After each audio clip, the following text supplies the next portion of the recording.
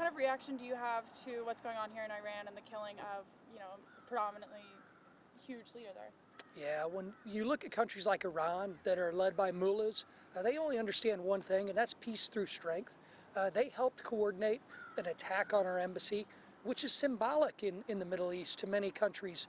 And what that meant to Iran and what that meant to many of our Middle East allies and foes was that America's soil was attacked. Because remember, our embassies are American soil.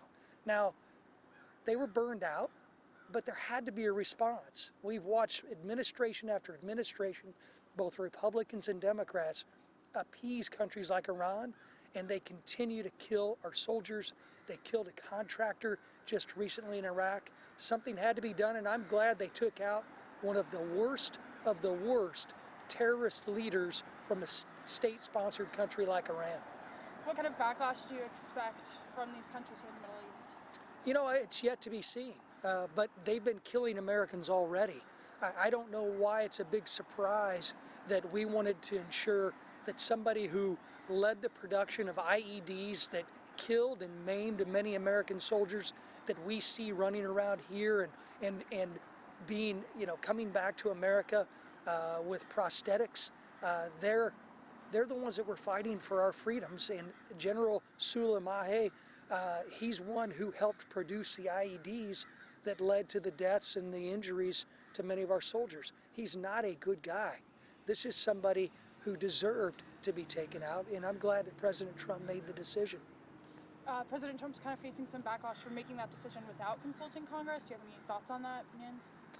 Well, it happened in Iraq, where we're currently operating under an authorization of military force that was passed during the Bush administration.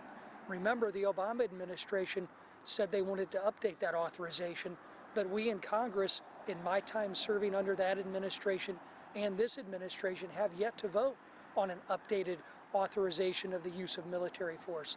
So much of the criticism, I think, is based upon politics rather than what's best for America.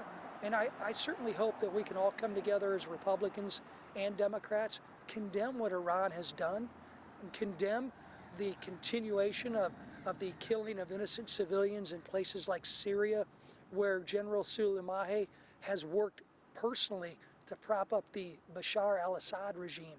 I mean, this is something that had to happen in the Middle East. I'm glad that finally we have an administration that actually authorizes the use of force and uses peace through strength like was done yesterday. What do you expect to happen in the coming days? Well, I expect Iran will talk tough. I certainly hope that they don't respond. And frankly, doing nothing has not stopped them from killing innocent civilians in places like Syria. It's not stopped them from killing Americans and burning out our embassy in Iraq just recently.